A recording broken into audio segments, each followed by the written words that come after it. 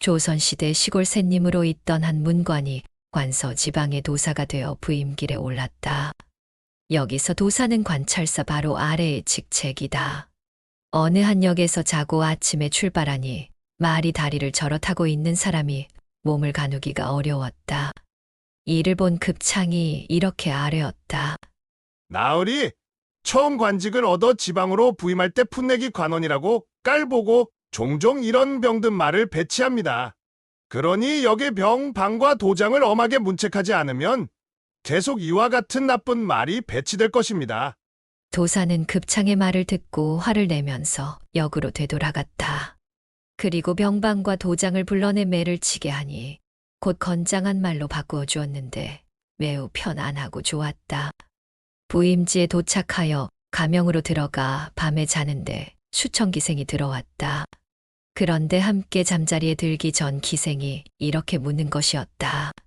도사 어르신께서는 부인 말고 다른 여자와 외도를 해본 경험이 얼마나 있으십니까? 아니, 나는 지금까지 내 아내 말고는 결코 어떤 여자와도 같이 자본 적이 없어. 그런데 그건 왜 묻지? 예, 어르신.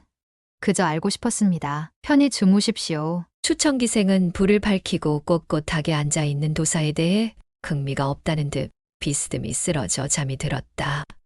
도사는 비록 시골 샌님이었지만 예쁜 기생의 잠든 모습을 보고 있으니 갑자기 춘심이 발동하여 끓어오르기 시작했다.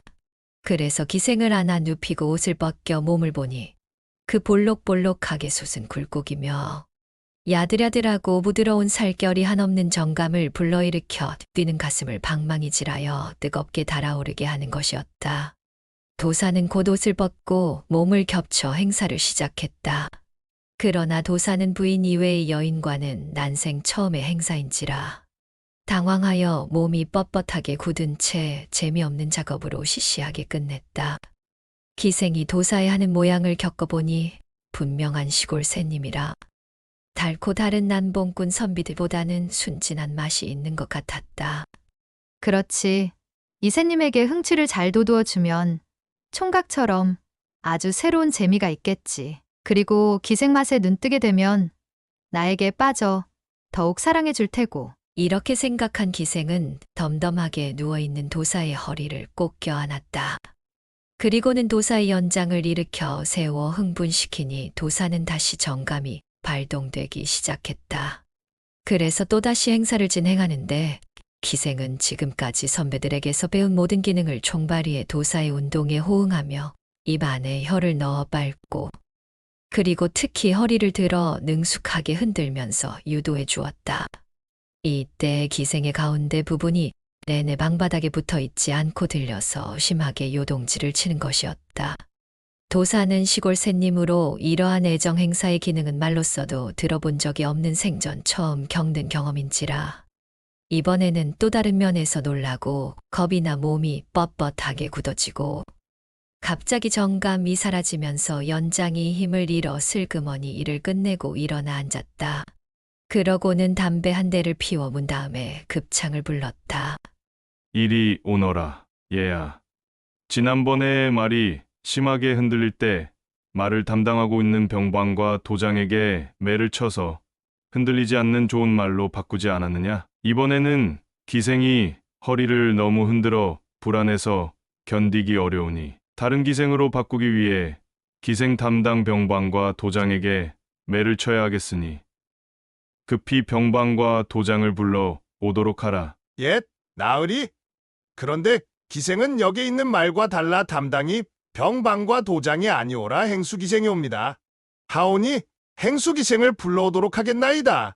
급창이 나가서 행수 기생을 불러들이니 도사는 행수 기생을 보고 엄하게 꾸짖었다.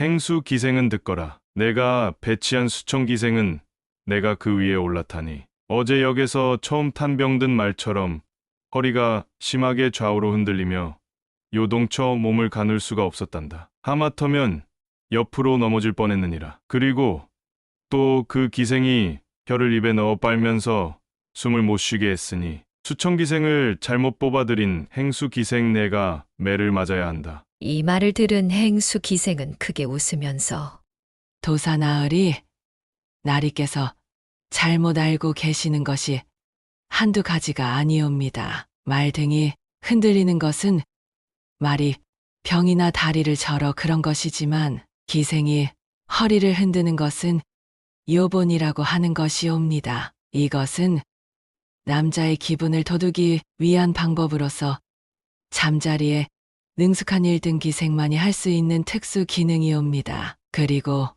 입에 혀를 넣어 빠는 것 역시 애정의 표현으로 정감을 돋우기 위한 것이옵니다. 그러하오니 나리께서는 소인에게 매를 치실 것이 아니오라. 1등 기생을 뽑아 들인 공으로 오히려 상을 주셔야 하옵나이다. 응, 내 흔들리는 것은 모두 같은 것으로 알았도다. 미처 몰랐으니 물러가 있거라. 지금 다시 시험해 보고 내 말에 거짓이 없으면 내일 상을 내리도록 하마. 설명을 들은 도사는 사람들을 다 물러가게 하고는 다시 한번 기생과 실험해 보자고 했다. 그래서 옷을 벗고 잔뜩 기대를 하면서 시작하니 이번에는 기생이 일부러 허리를 조금도 움직이지 않고 가만히 있었다. 그러자 전혀 재미를 느끼지 못한 도사는 기생에게 애걸하여 앞서처럼 요본을 좀 해달라고 간청했다.